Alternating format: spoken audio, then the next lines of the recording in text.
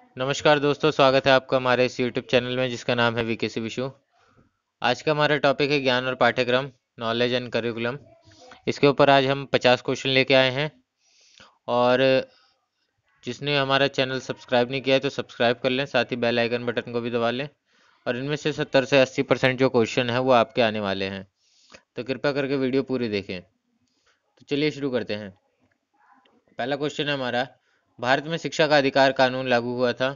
Right to education act come into effect in India from option 1 1 April 2008, second 1 April 2009, option 3 1 April 2010 या option 4 1 अप्रैल 2011। तो दोस्तों इसका सही जवाब जो है वो हमारा है थर्ड, 1 अप्रैल 2010 को भारत में शिक्षा का अधिकार कानून लागू किया गया था। नेक्स्ट क्वेश्चन की ओर बढ़ते हैं। तो नेक्स्ट क्वेश्चन है हमारा, प्राथमिक शिक्षा के सार्वभौमिकरण का अर्थ है। The meaning of universalization of primary education is to provide. Option 1 education to all, सभी को शिक्षा। Option 2 education for all girls, सभी लड़कियों को शिक्षा। Option 3 free and compulsory education to all children, सभी बच्चों को मुफ्त और अनिवार्य शिक्षा। या option 4 free and compulsory education to all children of 6 to 14 year age, 6 से 14 वर्ष की आयु के सभी बच्चों को मुफ्त और अनिवार्य शिक्षा। तो दोस्तों अगर हम बात करें प्राथमिक शिक्षा के सार्वभौमिकरण का क्या अर्थ है, तो 6 से 14 वर्ष की आयु के सभी बच्चों को मुफ्त और अनिवार्य शिक्षा प्रदान की जाएगी। यह हमारे शिक्षा के सार्वभौमिकरण का अर्थ है। नेक्स्ट क्वेश्चन की बात करते हैं। तो व्यवहारिकता पर जोर दिया था। Pragmatism emphasize on. Option 1 universal truth, सार्वभौमिक सत्य। ऑप्शन 2 चेंजेबल ट्रुथ, परिवर्तनशील सत्य। ऑप्शन 3 फिजिकल ट्रुथ, भौतिक सत्य। या ऑप्शन 4 स्पिरिचुअल ट्रुथ, आध्यात्मिक सत्य। तो दोस्तों अगर हम बात करें कि प्रैग्मेटिज्म एम्फसाइज करता है, व्यवहारिकता पर जोर जो दिया था वो था परिवर्तनशील सत्य ने। ऑप्शन सेकंड जो है हमारा सही है। नेक्स्ट क्वेश्चन की ओर बढ़ते हैं। नेक्स्ट क्वेश्चन है हमारा, पाठ्यक्रम का एक शब्द है। Curriculum is a word of option 1 Greek, Latin, Persian, Farsi या इंग्लिश, अंग्रेजी। तो दोस्तों पाठ्यक्रम शब्द जो है वो कौन सी भाषा के शब्द से लिया गया है, तो वो है लैटिन भाषा के शब्द से पाठ्यक्रम लिया गया है। ऑप्शन 2 राइट है।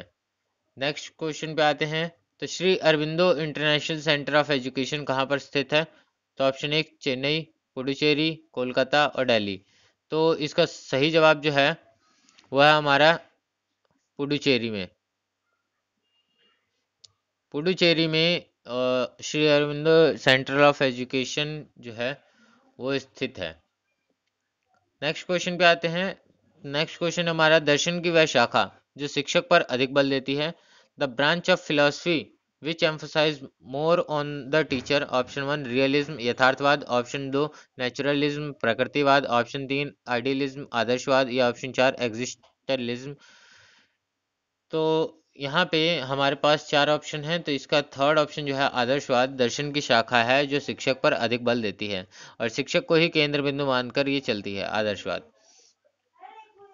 नेक्स्ट क्वेश्चन की ओर बढ़ते हैं। तो नेक्स्ट क्वेश्चन है हमारा, भारतीय शिक्षा में पाठ्यक्रम अधिकतर डैश से प्रभावित होता है। ऑप्शन 1 बाल मनोविज्ञान।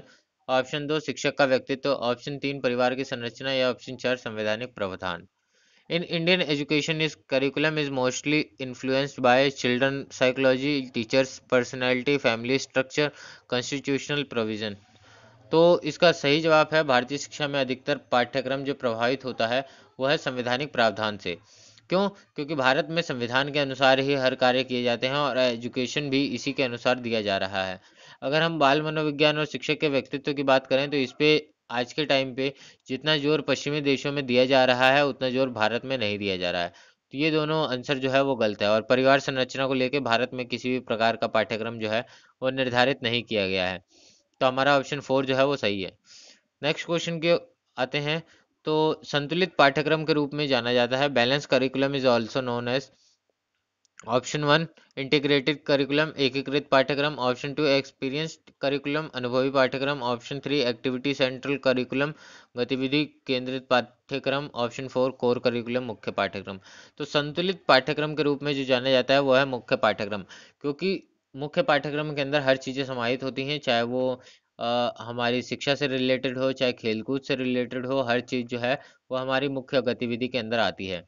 खेलकूद के सारे पाठ्यक्रम इसी में आते हैं। इसके अलावा हमारे सब्जेक्ट रिलेटेड जितने भी पाठ्यक्रम हैं वो सारे इसी के अंदर आते हैं मुख्य पाठ्यक्रम में। तो हमारा ऑप्शन 4 जो है वो सही है। नेक्स्ट क्वेश्चन की ओर बढ़ते हैं। नेक्स्ट क्वेश्चन हमारा, शिक्षा की मुख्य विशेषता है।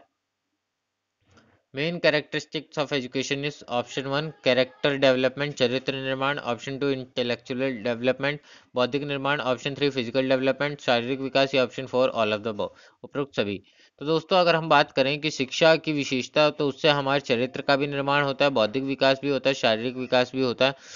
तो हमारा ऑप्शन 4 जो है वो यहाँ पे राइट है कि उपरोक्त सभी, चरित्र निर्माण, बौद्धिक निर्माण, शारीरिक निर्माण, यानी कि ऑल ऑफ द डेवलपमेंट जो हमारा है, ऑल ओवर डेवलपमेंट, वो हमारा शिक्षा से होता है।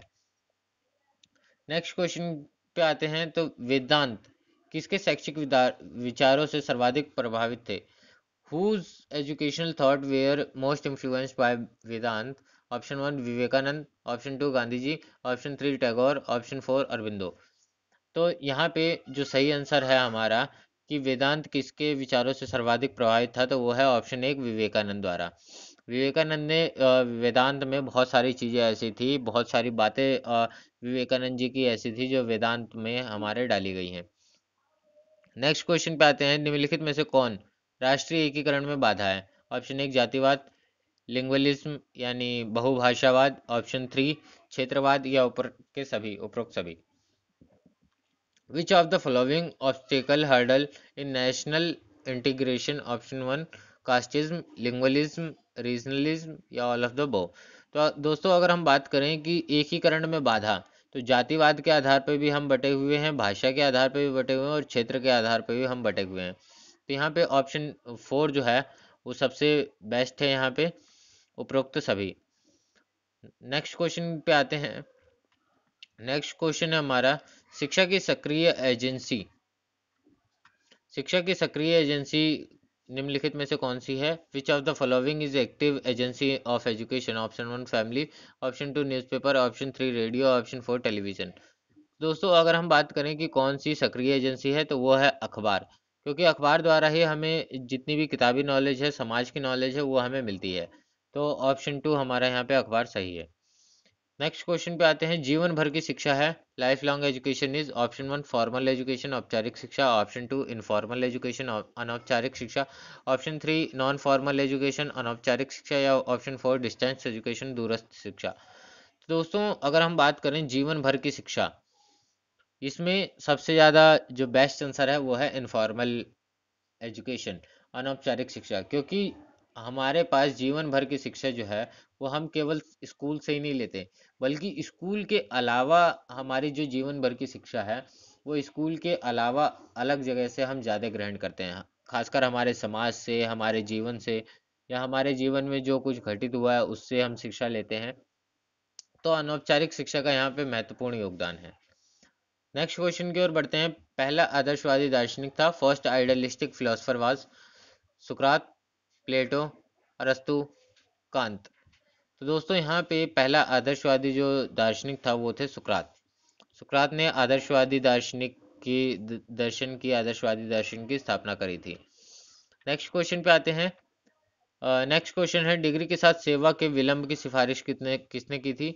Who recommended the delinking of service with degree? Option 1 Kothari commission, option 2 national policy of education 1986, option 3 Acharya Ramamurti committee 1992, option 4 Yashpal committee 1992। तो दोस्तों अगर हम बात करें कि डिग्री के साथ सेवा के विलंब की सिफारिश किसने की थी, वो थी राष्ट्रीय शिक्षा नीति 1986 की, क्योंकि इसी में ही बताया गया था कि डिग्री के साथ साथ जो काम भी कर सकते हो आप, तो उसके लिए भी यहाँ पे राष्ट्रीय शिक्षा नीति में प्रोविज़न डाला गया था। नेक्स्ट क्वेश्चन पे आते हैं। तो यह एक बच्चे के समाजीकरण का प्रभावी कारक नहीं है। This is not an effective factor of socialization of a child. Option 1 family, परिवार, ऑप्शन 2 नेबरहुड, आस पड़ोस, ऑप्शन 3 पीर ग्रुप, साथियों के समूह, या ऑप्शन 4 न्यूज़पेपर, अखबार। दोस्तों अगर हम बात करें समाजीकरण, वो परिवार द्वारा होता है, आस पड़ोस द्वारा होता है, साथियों के समूह द्वारा होता है, लेकिन अखबार द्वारा नहीं होता। तो यहाँ पे प्रभावी कारक नहीं है वो पूछा है, तो हमारा ऑप्शन 4 जो है वो सही है। नेक्स्ट क्वेश्चन की ओर बढ़ते हैं। नेक्स्ट क्वेश्चन है हमारा, निम्नलिखित में से कौन सी समस्या सांस्कृतिक विविधता है? ऑप्शन 1 क्षेत्रवाद, ऑप्शन 2 धार्मिक तनाव, ऑप्शन 3 शहरीकरण, या ऑप्शन 4 ये सभी। तो अगर हम बात करें कि कौन सी समस्या सांस्कृतिक विविधता वाली है, which of the following problems is the cultural diversity, regionalism, religious tension, urbanism, या option 4 all of the above. तो दोस्तों अगर हम बात करें तो क्षेत्रवाद जो है, रिलीज रिलीज रीजनलिज्म, ये जो है वो हमारी समस्या जो है वो सांस्कृतिक विविधता की सबसे मेन समस्या है, क्योंकि अलग अलग क्षेत्र पे अलग अलग संस्कृति के लोग रहते हैं, तो सबसे बड़ी समस्या यही है। नेक्स्ट क्वेश्चन पे आते हैं। महात्मा गांधी, सॉरी ये थोड़ा गलत हो गया है। महात्मा गांधी ने किस शिक्षा पद्धति की प्रस्तावना की थी? ऑप्शन 1 आदमी शिक्षा बना रहा है, which system of education was propounded bye Mahatma Gandhi? Option 1 main making education, option 2 Sarvodaya education, option 3 basic education प्राथमिक शिक्षा, या ऑप्शन 4 इंटीग्रेटेड एजुकेशन एकीकृत शिक्षा। तो दोस्तों महात्मा गांधी ने जो बात करी थी वो थी बेसिक एजुकेशन, प्राथमिक शिक्षा की उन्होंने बात करी थी, तो हमारा ऑप्शन 3 जो है वो सही है। नेक्स्ट क्वेश्चन की बात करते हैं। समाजशास्त्र के जनक कौन थे? Who is the father of sociology? Option 1 प्लेटो, अरस्तु, कॉम्टे, या जॉर्ज पाइने। दोस्तों यहाँ पे जो समाजशास्त्र के जो जनक थे वो ऑप्शन 3 हमारा सही है, कॉम्टे। कॉम्टे समाजशास्त्र के जनक थे, इन्हीं को ही फादर ऑफ द सोशलॉजिस्ट कहा जाता है। नेक्स्ट क्वेश्चन है, पाठ्यक्रम का घटक क्या है? Component of curriculum is option 1 objective उद्देश्य, ऑप्शन 2 मूल्यांकन इवेल्युएशन, ऑप्शन 3 टीचिंग स्ट्रेटजी शिक्षण रणनीतियाँ, या ऑप्शन 4 ऑल ऑफ द उपरोक्त सभी। तो दोस्तों अगर हम बात करें पाठ्यक्रम के घटक की, तो वो उद्देश्य भी होता है, मूल्यांकन भी होता है, शिक्षण रणनीतियाँ भी होती हैं, क्योंकि पाठ्यक्रम के आधार पे ही हम उसका उद्देश्य निर्धारित करते हैं, उसका मूल्यांकन करते हैं, और शिक्षण की जो नीतियाँ बनती हैं, रणनीतियाँ बनती हैं, वो सारी पाठ्यक्रम के आधार पे ही बनती हैं। तो हमारा ऑप्शन 4 सही है, उपरोक्त सभी। नेक्स्ट क्वेश्चन पे आते हैं। नेक्स्ट क्वेश्चन है हमारा, नकारात्मक शिक्षा का परिचय कौन देता है? ऑप्शन 1 प्लेटो, जॉन डेवी, रूसो, अरस्तु। तो यहाँ पे रूसो रूसो द्वारा नकारात्मक शिक्षा का परिचय दिया गया था, तो ऑप्शन 3 हमारा सही है। नेक्स्ट क्वेश्चन पे आते हैं। स्कूल रिकॉर्ड में किस प्रकार के रिकॉर्ड वर्णित हैं? What type of record are described in school record? Option 1 cumulative record संचयी रिकॉर्ड, ऑप्शन 2 फाइनेंशियल रिकॉर्ड वित्तीय रिकॉर्ड, ऑप्शन 3 मैनेजमेंट रिकॉर्ड प्रबंधन रिकॉर्ड, या option 4 all of the above उपरोक्त सभी। तो दोस्तों अगर हम बात करें स्कूल में किस प्रकार के रिकॉर्ड जो हैं वो होने चाहिए, तो वो हैं संचयी रिकॉर्ड, क्योंकि स्कूल में संचयी रिकॉर्ड जो है वो सबसे ज़्यादा पाए जाते हैं। वित्तीय रिकॉर्ड और प्रबंधन रिकॉर्ड जो हैं वो अलग अलग टीम द्वारा संचालित होते हैं, लेकिन संचयी रिकॉर्ड जो है वो पूरे स्कूल द्वारा संचालित होते हैं, प्रत्येक अध्यापक द्वारा संचालित होता है। तो हमारा ऑप्शन 1 सही था। नेक्स्ट क्वेश्चन पे आते हैं। डैश एक सामाजिक संस्था है, a social institution is? Option 1 concrete ठोस, ऑप्शन 2 एब्स्ट्रैक्ट सार, option 3 a group of people लोगों का एक समूह, या ऑप्शन 4 एन ऑर्गेनाइजेशन एक संगठन। तो सामाजिक संस्था जो है वो है एक संगठन। क्यों? क्योंकि यही एक संस्था है, लोगों का समूह कोई संस्था नहीं है, वो एक सामाजिक ग्रुप है। ठीक है, और सार और ठोस तो वो अलग ही दुनिया के हैं। तो ऑप्शन 4 जो है वो हमारा राइट है, एक संगठन। नेक्स्ट क्वेश्चन पे आते हैं। किसने कहा था कि सांस्कृतिक परिवर्तन सामाजिक परिवर्तन है? Option 1 who said cultural changes is social changes, John Dewey, Kingsley Davis, brown, या डॉसन और घाटी। तो दोस्तों इसका सही आंसर है ऑप्शन 4 डॉसन और घाटी ने ये बोला था कि सांस्कृतिक परिवर्तन जो है वो सामाजिक परिवर्तन कहा जाता है। नेक्स्ट क्वेश्चन की ओर बढ़ते हैं। तो हमारा नेक्स्ट क्वेश्चन है कि किसने शिक्षा के उद्देश्य के रूप में सत्य सौंदर्य और अच्छाई की प्राप्ति पर जोर दिया है? Who emphasize realization of truth beauty and goodness as the aim of education? Option 1 idealist खोजी आदर्शवादी, ऑप्शन 2 प्रैग्मेटिज्म, ऑप्शन 3 रियलिस्टिक यथार्थवादी, ऑप्शन 4 नेचुरलिस्ट प्रकृतिवादी। तो दोस्तों यहाँ पे आइडियलिस्ट ने बोला था कि शिक्षा के उद्देश्य के रूप में सत्य, सौंदर्य और अच्छाई की प्राप्ति पर जोर दिया गया था। ठीक है, इसी ने जोर दिया था। नेक्स्ट क्वेश्चन की अगर हम बात करें तो नेक्स्ट क्वेश्चन में बताया गया है कि क्या प्रगतिवाद से जुड़ा हुआ नहीं है।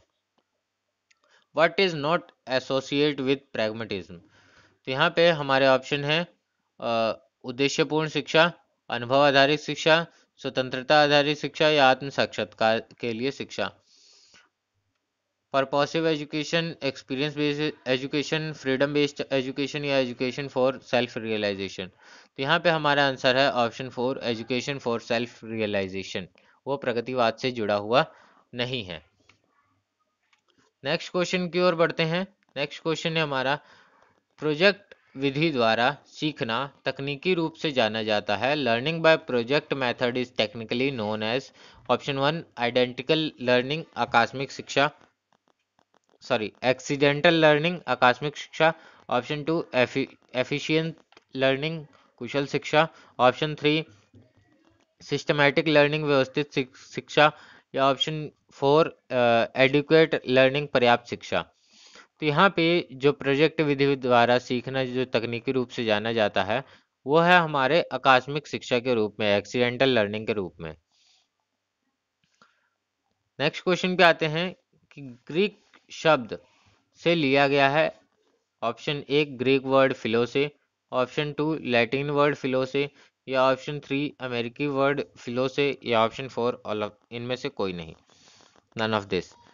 दोस्तों हमारा जो है दर्शन शब्द वो ग्रीक वर्ड फिलो से लिया गया है। ठीक है, तो यहाँ पे दर्शन वर्ड ग्रीक वर्ड से लिया गया है, फिलो से। नेक्स्ट क्वेश्चन की ओर बढ़ते हैं। दर्शन से भिन्न होता है। Philosophy varies from. Option 1 individual to individual, व्यक्ति को व्यक्तिगत। ऑप्शन 2 प्लेस टू प्लेस, इधर से उधर। ऑप्शन 3 टाइम टू टाइम, समय समय पर। या ऑप्शन 4 ऑल ऑफ दिस, ये सभी।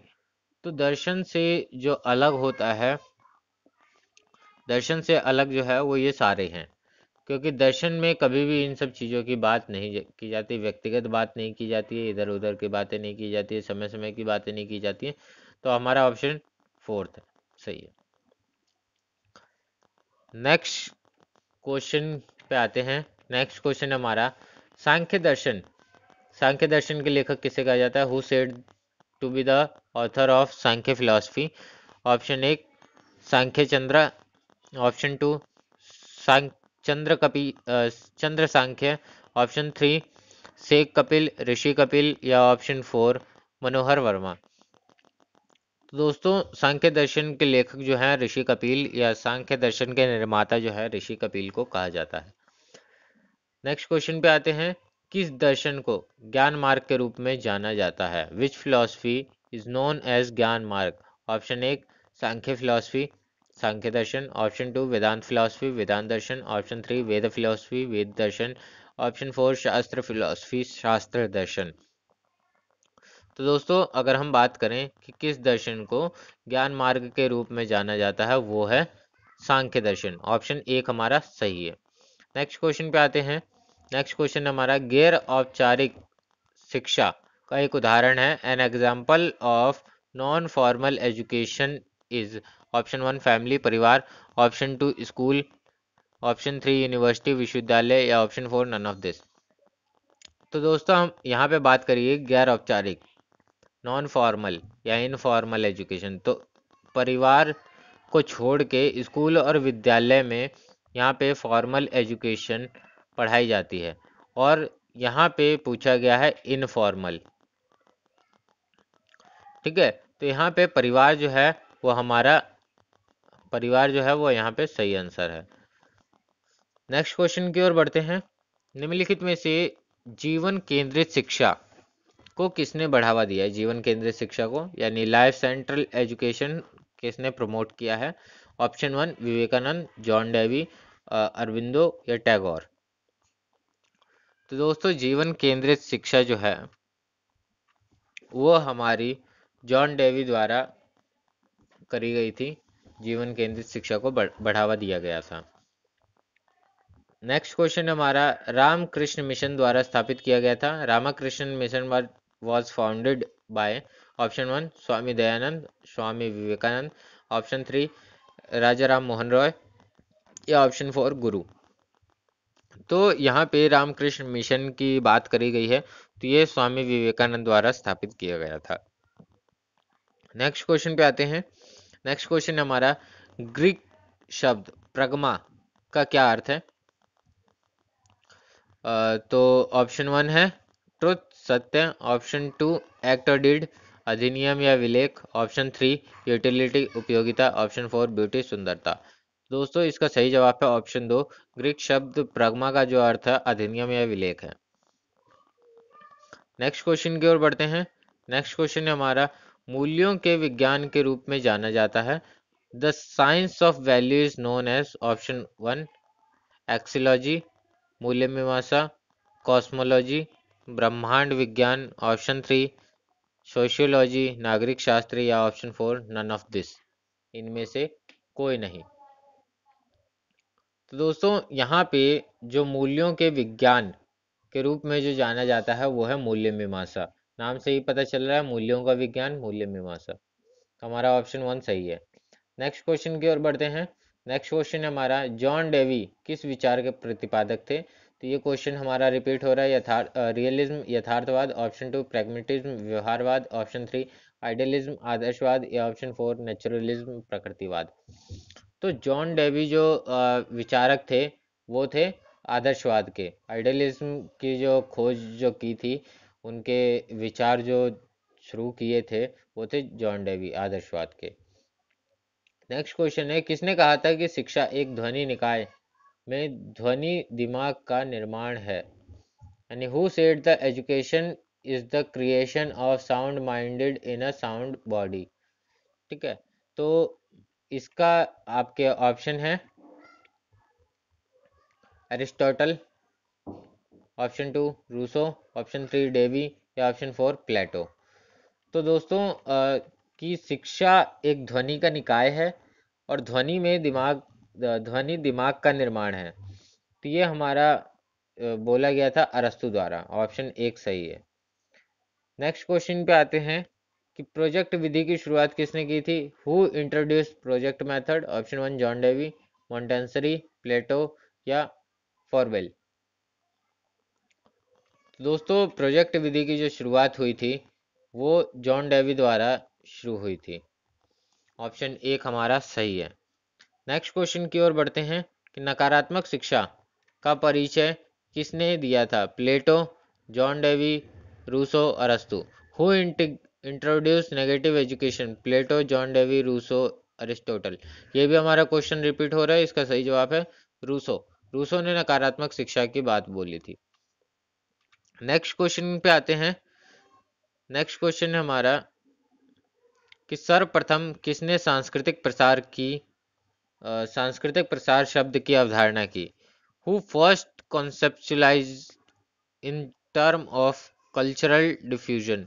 Option 1 Kohlberg, option 2 Ogburn, option 3 Rousseau, या option 4 मॉन्टेंसरी।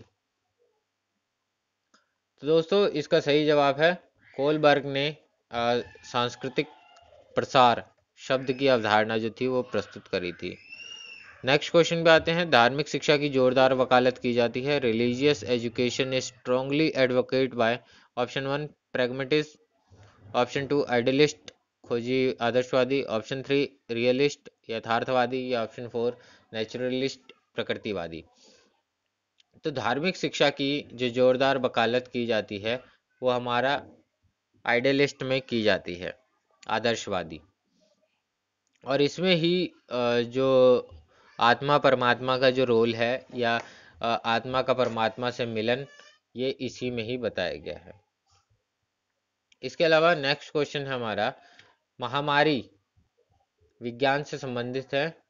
Epistemology deals with? Option 1 knowledge ज्ञान, ऑप्शन 2 एजुकेशन शिक्षा, ऑप्शन 3 लर्निंग सीखना, या ऑप्शन 4 फिलॉसफी ऑफ एजुकेशन शिक्षा का दर्शन। तो दोस्तों महामारी विज्ञान से संबंधित है, ऑप्शन 1 ज्ञान से। तो हमारा पहला ऑप्शन इसका सही है। नेक्स्ट क्वेश्चन की ओर बढ़ते हैं। नेक्स्ट क्वेश्चन है हमारा, शिक्षा पूर्व नियोजित नहीं है किसमें? Education is not pre planned in option 1 informal अनौपचारिक शिक्षा, नॉन फॉर्मल ये भी अनौपचारिक शिक्षा, ऑप्शन 3 फॉर्मल एजुकेशन औपचारिक शिक्षा, या ऑप्शन 4 नन ऑफ दिस, इनमें से कोई नहीं। तो दोस्तों अगर हम बात करें पूर्व नियोजित शिक्षा, वो कहलाती है औपचारिक शिक्षा, ठीक है। और इनफॉर्मल एजुकेशन जो है वो कभी भी पूर्व नियोजित प्री प्लान नहीं होती। तो हमारा ऑप्शन एक जो है वो सही है। नेक्स्ट क्वेश्चन पे आते हैं कि धर्मनिरपेक्षता शब्द किस शब्द से लिया गया है? ऑप्शन एक कमर के पीछे की तिकोनी हड्डी, ऑप्शन 2 धर्मनिरपेक्ष, ऑप्शन 3 सेकुलम, या ऑप्शन 4 सेकस, ठीक है। The word secularism is derived from which word? Option 1 scarum, secular, saeculum, या सेकस। तो दोस्तों इसका सही आंसर है सेकुलम से हमने धर्मनिरपेक्षता शब्द जो है वो लिया गया है, सेकुलम से, जिसका अर्थ होता है किसी भी धर्म को न मानने वाला या सबको समान समझने वाला, सबको समान, सभी धर्मों को समान समझने वाला। नेक्स्ट क्वेश्चन पे आते हैं। गैर औपचारिक शिक्षा का एक उदाहरण है, option an example of non formal education is family, school, university, none of this. ये भी आपका क्वेश्चन रिपीट हो रहा है। तो परिवार द्वारा गैर औपचारिक शिक्षा प्रदान की जाती है क्योंकि स्कूल और विश्वविद्यालयों में औपचारिक शिक्षा मिलती है, ठीक है। नेक्स्ट क्वेश्चन की ओर बढ़ते हैं। बच्चों को वास्तविक जीवन के लिए तैयार करना, इसका उद्देश्य है preparing the child for a real life is the main aim of. Option 1 naturalism प्रकृतिवाद, ऑप्शन 2 रियलिज्म यथार्थवाद, ऑप्शन 3 प्रैग्मेटिज्म व्यवहारवाद, या ऑप्शन 4 ह्यूमनिज्म मानवतावाद। तो बच्चे को वास्तविक जीवन के लिए तैयार करना जो उद्देश्य होता है वो है यथार्थवाद के लिए, क्योंकि हर चीज को ये यथार्थ मान के, रियल मान के चलते हैं। तो बच्चों को वास्तविक जीवन के लिए तैयार करना इनका प्रमुख उद्देश्य है। नेक्स्ट क्वेश्चन की ओर बढ़ते हैं। शिक्षा शब्द की उत्पत्ति क्या है? What is the origin of the word education? Option 1 educate शिक्षित, ऑप्शन 2 एडुकेयर, ऑप्शन 3 इवॉल्व विकसित करना, या ऑप्शन 4 नन ऑफ दिस। तो शिक्षा जो है उसकी शब्द की जो उत्पत्ति है वो हुई है एडुकेयर से, ठीक है। नेक्स्ट क्वेश्चन पे आते हैं। डेवी के अनुसार शिक्षा क्या है? Education according to John Dewey is option 1 preparation for life जीवन की तैयारी, ऑप्शन 2 गेटिंग नॉलेज ज्ञान प्राप्त करना, ऑप्शन 3 लर्निंग बाय डूइंग करके सीखना, या ऑप्शन 4 स्कूलिंग या शिक्षा। तो जॉन डेवी के अनुसार शिक्षा जो है वो है करके सीखना, learning by doing. John Dewey ने इस सिद्धांत की प्रतिपादन किया था। नेक्स्ट क्वेश्चन पे आते हैं। व्यवहार विरोधी है। The pragmatist are against option 1 external examination बाहरी परीक्षाएं, ऑप्शन 2 स्पेशलिस्ट टीचर विशेषज्ञ शिक्षक, option 3 breakdown of knowledge into spared subject अलग अलग विषयों में ज्ञान का टूटना, या ऑप्शन 4 इंटरनल स्पिरिचुअल वैल्यू अनंत आध्यात्मिक मूल्य। तो दोस्तों व्यवहारिक विरोधी जो चीज है वो है अलग अलग विषयों में ज्ञान का टूटना। हमारा ऑप्शन 3 जो है वो व्यवहारिक विरोधी है। नेक्स्ट क्वेश्चन पे आते हैं। नेक्स्ट क्वेश्चन हमारा कि नैतिक प्रशिक्षण के संबंध में प्रगतिवाद की प्र, प्रगतिवाद की प्रकृतिवाद की तुलना में जिम्मेदारी की अधिक समझ है। Pragmatism has a greater sense of responsibility than naturalism with regard to moral meaning because moral training because option 1, the free activity which pragmatism system of education entails does not mean license, rather it means a guided activity. निःशुल्क गतिविधि जो व्यवहारिक शिक्षा की प्रणाली को निभाती है, इसका अर्थ, इसका मतलब लाइसेंस नहीं है, बल्कि इसका अर्थ है निर्देशित गतिविधि। आपके सेकंड ऑप्शन है वह मूल्यों के शिक्षण पर जोर देते हैं, they emphasise teaching values. Option 3, they considered education basically a social process, वह शिक्षा को मूल रूप से एक सामाजिक प्रक्रिया मानते हैं। या option 4, they do not want the teacher to abdicate from the sense, वह नहीं चाहते कि शिक्षक दृश्य से हट जाए। तो दोस्तों, इसका जो सही आंसर है वो है ऑप्शन 1, निःशुल्क गतिविधि है। निःशुल्क गतिविधि जो व्यवहारिक शिक्षा की प्रणाली को निभाती है, इसका मतलब ये मतलब लाइसेंस नहीं है, बल्कि इसका अर्थ है निर्देशित गतिविधि। नेक्स्ट क्वेश्चन है, डैश की चेतावनी की योजना में शिक्षण के तरीकों को चलाने पर जोर दिया गया है। Play way method of teaching has been emphasise in the scheme of the education of option 1, naturalistic प्रकृतिवादी, ऑप्शन 2, रियलिस्टिक यथार्थवादी, प्रैग्मेटिस्ट, या ऑप्शन 4, अस्तित्ववादी। तो दोस्तों, इसका सही जवाब है ऑप्शन 1, नेचुरलिस्ट जो है प्रकृतिवादी, उसकी शिक्षा की योजना में शिक्षण के तरीकों को चलाने पर जोर दिया गया है, मतलब अलग अलग तरीकों को चलाने पर जोर दिया गया है यहाँ पे। नेक्स्ट क्वेश्चन है, प्रकृतिवादियों के अनुसार शिक्षा का सबसे व्यापक रूप से स्वीकृत तरीका कौन सा है, which is the most widely accepted method of education according to the pragmatist.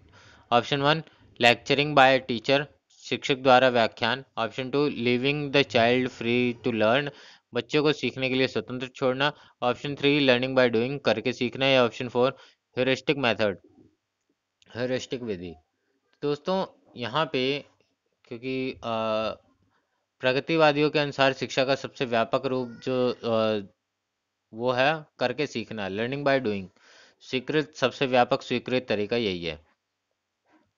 दोस्तों, आज की क्लास हमारी यहीं ख़त्म होती है। अगर ये वीडियो पसंद आए तो कृपया इसे लाइक, शेयर और सब्सक्राइब जरूर कर दें। धन्यवाद।